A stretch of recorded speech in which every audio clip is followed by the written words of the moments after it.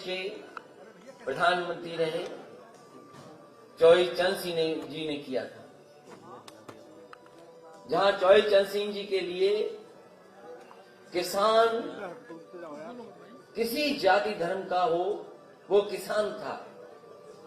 और आज मैं पुनः उस बात को दोहराता हूं कि चौधरी चरण सिंह जी को भारत रत्न मिलना चाहिए। वो न केवल उनका सम्मान होगा बल्कि पूरे के पूरे किसानों का सम्मान होगा। हम और जयंत चौधरी जी मिलकर के जो इस देश की हमारी पहचान रही है, गंगा जमुनी तहजीब, सदियों से हम लोग मिलकर के रहे हैं। जो नकारात्मक राजनीति करते हैं उसका सफाया करना है, जो निगेटिविटी की बात करते हैं, निगेटिव पॉलिटिक्स कर रहे हैं, उनको हम दोनों मिलकर के पॉजिटिव पॉलिटिक्स और सकारात्मक दिशा में ले जाने का काम करेंगे। भारतीय जनता पार्टी को जहां अपने वादे याद रखने चाहिए, ये भारतीय जनता पार्टी के वो लोग हैं जिन्होंने कहा कि किसानों की हम आय दोगुनी करेंगे। अगर आज की महंगाई में हम देखें तो जहां कमाई आधी हुई है, महंगाई दोगुनी हुई है, तो सोचिए कि किसानों के परिवार में खुशहाली कैसे आएगी। गन्ने का भुगतान हो, महंगाई कम हो, समय पर खाद मिले, डीएपी मिले, कीटनाशक दवाइयां समय पर मिले, कम कीमत की हो। डीजल पेट्रोल की जिस तरीके से कीमत बढ़ी है और जिस तरीके से भारतीय जनता पार्टी के गलत फैसलों से गरीबी बढ़ी है, अगर हम उन्हीं का दावा माने, उन्हीं के आंकड़े माने, तो वो कहते हैं कि 80 करोड़ लोगों को हम राशन दे रहे हैं। हमारे किसानों को, हमारे गरीबों को ये मजबूर बना रहे हैं। जहां इन्हें खुशहाली के रास्ते पे ले जाना था, वहीं आज गरीबी के रास्ते पे ले जा रहे हैं। नौजवान के हाथ में नौकरी रोजगार नहीं है, न कारखाने लगे, न उद्योग लगे। और जिस समय सरकार की सबसे ज्यादा मदद की जरूरत थी, याद कीजिए वो लॉकडाउन का समय, जिस समय सरकार आगे आती, मदद करती मजदूर भाइयों की, इस सरकार ने मजदूर भाइयों को अनाज छोड़ दिया। वो यहीं से पैदल पैदल अपने घर पहुंचे, बड़ी संख्या में लोगों की जान भी गई। और फिर जब कोरोना का समय आया, मेरठ के पत्रकार और मेरठ की जनता से बेहतर कौन जानता होगा, न सरकार दवाई दे पाई, न बिस्तर दे पाई। ऑक्सीजन के लिए जो मारामारी हुई, गरीब को लगा कि रेमडेसिविर जैसा इंजेक्शन उसके परिवार की जान बचा सकता है, दवाइयों की कालाबाजारी हुई। और जिस सरकार को मदद करनी चाहिए थी, वो सरकार दिखाई नहीं दी, सरकार कहीं थी नहीं। इसलिए समाजवादी पार्टी ने तय किया है, आने वाले समय में गन्ना किसानों का क्षेत्र है। जब जब समाजवादी सरकार आई है, किसानों की भलाई के लिए काम हुआ, किसानों के हित में काम हुआ है। समाजवादी पार्टी और आरएलडी ने तय किया है कि किसानों का 15 दिन में भुगतान होगा गन्ने का। और चाहे हमें अलग से कॉर्पस फंड या फार्मर्स रिवॉल्विंग फंड को बनाना पड़ेगा तो बनाएंगे। किसानों को किसी भी चीनी मिल के सामने धरने पर और सरकार के सामने धरने पर नहीं बैठना पड़ेगा। किसानों को गन्ने का भुगतान सरकार से कराने का काम और चीनी मिलों से कराने का काम करेंगे। वहीं 300 यूनिट फ्री, सिंचाई पहले की तरह फ्री। और जो हमारे सरकारी कर्मचारी जिनकी पुरानी मांग रही है कि वो पुरानी पेंशन बहाल हो, हम अपने तमाम कर्मचारी साथियों को कहना चाहते हैं, समाजवादी सरकार बनेगी तो पुनः पुरानी पेंशन को बहाल करने का काम सरकार में होगा। ये समाजवादी और आरएलडी दोनों के लोग आपको भरोसा दिलाते हैं। इसलिए हम दोनों साथ आए, गठबंधन के हमारे साथ प्रत्याशी हैं। मैं एक बार सभी प्रत्याशियों के लिए आपके माध्यम से मेरठ की जनता से अपील करता हूं कि इन सभी को ऐतिहासिक जीत दिलाइए। ऐतिहासिक जीत दिला करके उत्तर प्रदेश को पुनः विकास के रास्ते पर ले जाने का काम करें, पुनः खुशहाली के रास्ते पर ले जाने का काम करें। इस सरकार ने हर वर्ग के साथ धोखा किया है। इसलिए सबसे पहले सरकार में रहे पूर्व मंत्री शायद मंजूर जी की मदद करें, रफीक अंसारी हैं, अतुल प्रधान हैं, योगेश वर्मा हैं, गुलाम मोहम्मद साहब हैं, मनीषा अहलावत जी हैं, आदिल चौधरी जी हैं। मुझे पूरी उम्मीद है कि आपके माध्यम से मैं मेरठ की जनता से अपील करता हूं कि एक एक प्रत्याशी को ऐतिहासिक वोट देकर के ऐतिहासिक जीत दिलाने का काम करें। साथ ही साथ समाजवादी पार्टी के राजपाल सिंह जिलाध्यक्ष जी का धन्यवाद, मतलू गौड़ जी जो राष्ट्रीय लोकदल के अध्यक्ष हैं, मैं उनका भी धन्यवाद देता हूं। जो इस कार्यक्रम में लगातार कार्यक्रम को सफल बनाने का काम किया, उनका धन्यवाद। और सबसे विशेष आभार मैं प्रेस के लोगों का देना चाहता हूं कि इतनी विलंब से मैं आपके बीच में पहुंचा हूं, उसके बावजूद भी आप बड़ी संख्या में हैं। आपका बहुत बहुत धन्यवाद। और असली हकदार कोई अगर आज है आभार का तो आप लोग हैं। हम दोनों लोग फ्री है। हम पूछते रहिए एक में पूछिए, हम लोग जान ही रहे। अच्छा, हम लोग नहीं जा रहे हैं। अगर आप एक एक सवाल पूछोगे तो हम दोनों लोग मिलकर के जवाब देंगे आपको।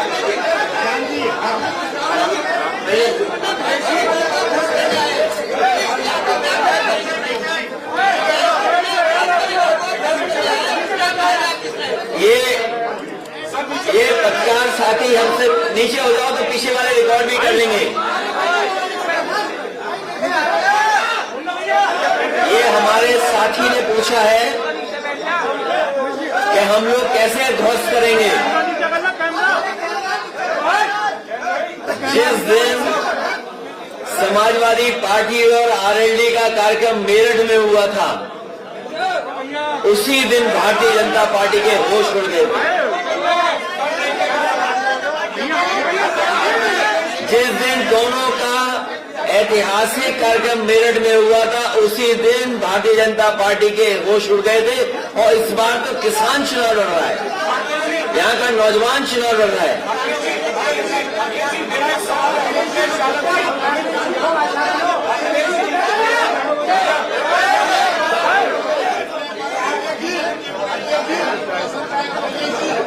भारतीय जनता पार्टी के बड़े बड़े नेता आएंगे, उनको जैसे जैसे हार सताएगी, बड़े बड़े नेता आएंगे और साथ ही साथ में वो मुद्दे भी बदलेंगे।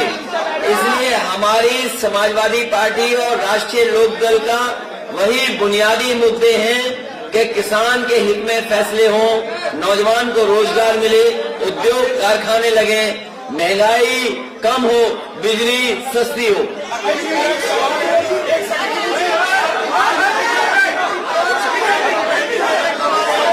जो आना चाहेगा उसको पार्टी में लिया जाएगा।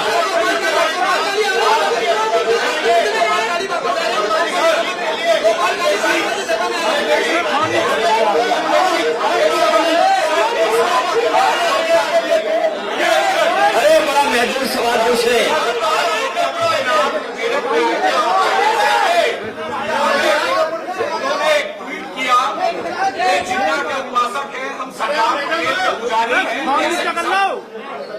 पाकिस्तान से आ रहा है, हम मां भारती पर जान न्यौछावर करते। इसमें एक लाइन और भी है कि हमेशा पार्टी कहते हैं। दोनों सवाल का जवाब चाहिए। ये जो लोग, ये भारतीय जनता पार्टी के लोग गन्ना गन्ना कब कहेंगे? भारतीय जनता पार्टी के लोग जाति जनगणना कब करेंगे? भारतीय जनता पार्टी के लोग किसानों की आय दोगुनी का जो वादा किया था वो पूरा कब करेंगे? और उन्हें याद होना चाहिए इतिहास कि सरदार पटेल जी का सम्मान पूरे देश में है, हर वर्ग के लोग सम्मान करते हैं। सरदार नाम उनके नाम के आगे तभी जुड़ा था जब सरदार पटेल जी ने किसानों के संघर्ष और किसानों की लड़ाई लड़ी थी।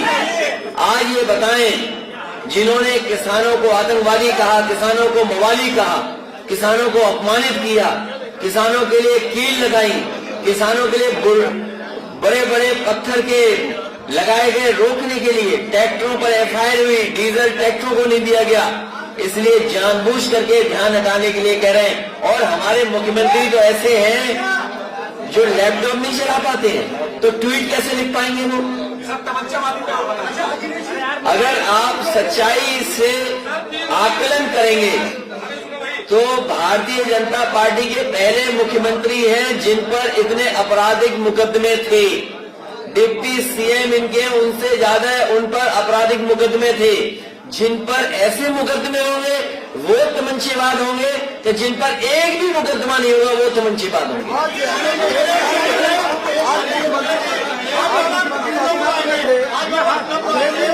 आज सालाना जो विराट से जीतता है जिसकी पार्टी का उसकी सरकार बनती है, और मेरे साथी ये आपको पता होगा कि भगवान कृष्ण न जाने कितनी बार हस्तिनापुर आए, और वो तो हमारे कुल के भी भगवान हैं। और हस्तिनापुर इस बार समाजवादी पार्टी जीतने जा रही है, और हस्तिनापुर के लिए अगर हमें विशेष पैकेज भी देना पड़े, जहां हम मेरठ में सबसे शानदार ऐतिहासिक किसानों के लिए जो शहीद हुए हैं, किसान स्मारक बनाने का फैसला हम दोनों ने लिया है। मेरठ में सबसे अच्छा शहीद स्मारक किसानों का बनाने का काम हम लोग दोनों मिलकर के करेंगे।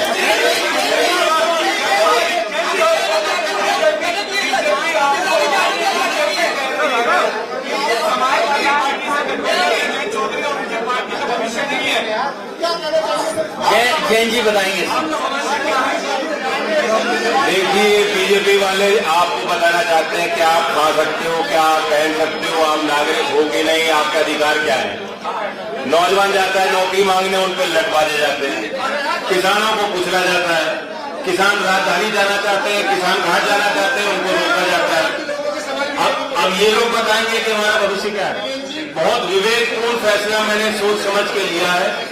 चौधरी चरण सिंह जी की विरासत, उनकी विरासत के प्रतिनिधि इकट्ठा हो रहे हैं, और उसी सामाजिक समीकरण को हम बनाना चाहते हैं।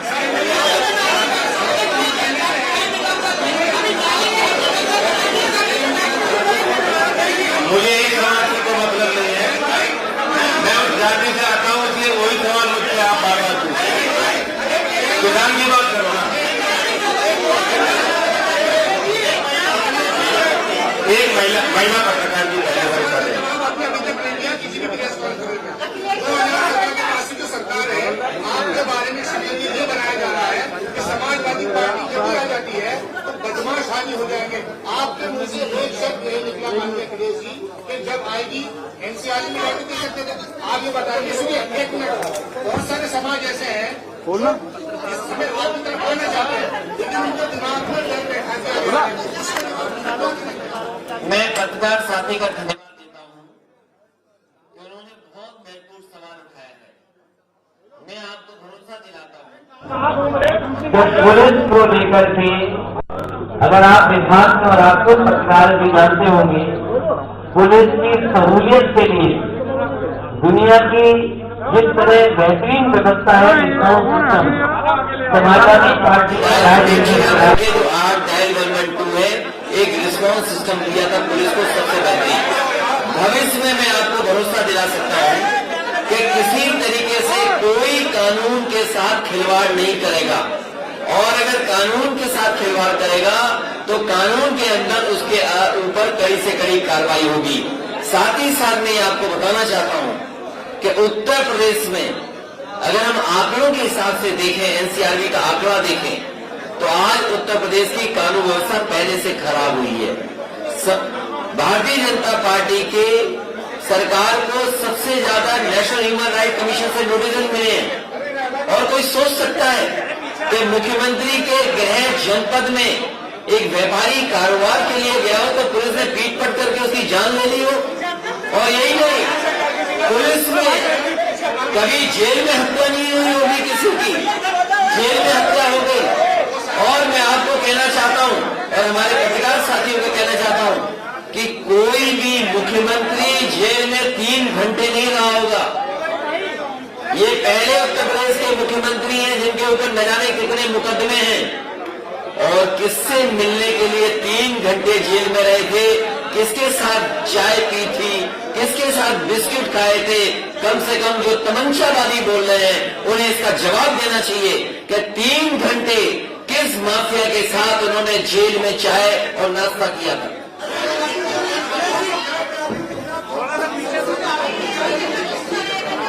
उसके लिए कोर्ट है और कोर्ट न्यायालय उस पर फैसला करेगा।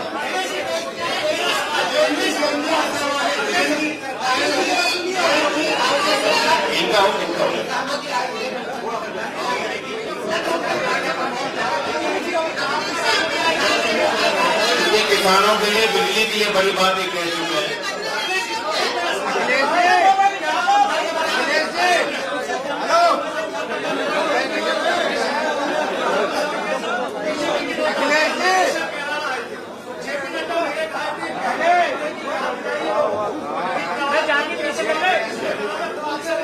देखिए उत्तर प्रदेश में चुनाव है, उत्तराखंड में चुनाव है।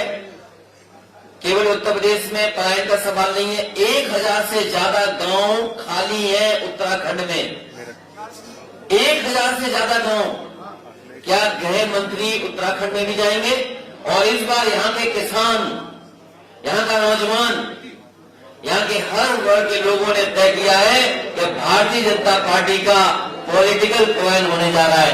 मैं एक बार फिर कहता हूं कि चौधरी चरण सिंह जी को भारत रत्न मिलना चाहिए। भारत रत्न की पुरानी मांग को मैं दोबारा दोहराता हूं। जाके नीचे करना, जाके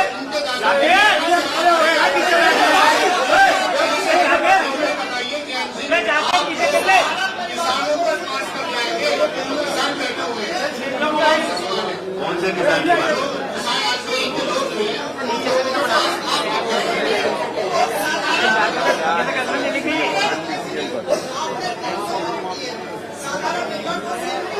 नहीं तो आप क्यों कम करवाना चाहते 100 यूनिट? हमारे पत्रकार साथी खुश हैं कि 300 यूनिटें भी मिल जाएगी। ये एक पत्रकार साथी कह रहे हैं एक साधारण परिवार को 200 यूनिट पर्याप्त है। तो ये आपको बधाई देनी चाहिए कि एक साधारण परिवार से ऊपर की हम लोग सोच रहे हैं कि 300 यूनिट फ्री दे रहे हैं। और देखिए 300 यूनिट का होना, आज एलईडी बल्ब आ गए हैं, आज आपके पंखे भी इतने हैं कि जहां पर सहूलियत है, कम बिजली का खर्चा लेते हैं। आज आपके पास मोबाइल है, टीवी है, लैपटॉप है, तो ये सब डीसी करंट में चलते हैं।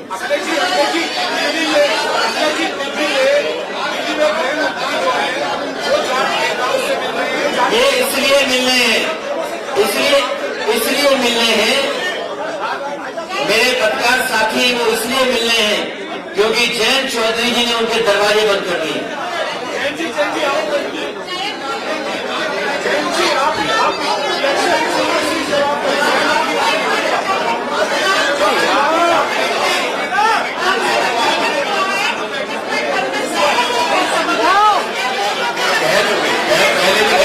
जनता ने दिन बनाया, जनता के साथ हम दोनों गठबंधन के लोग साथ खड़े हैं।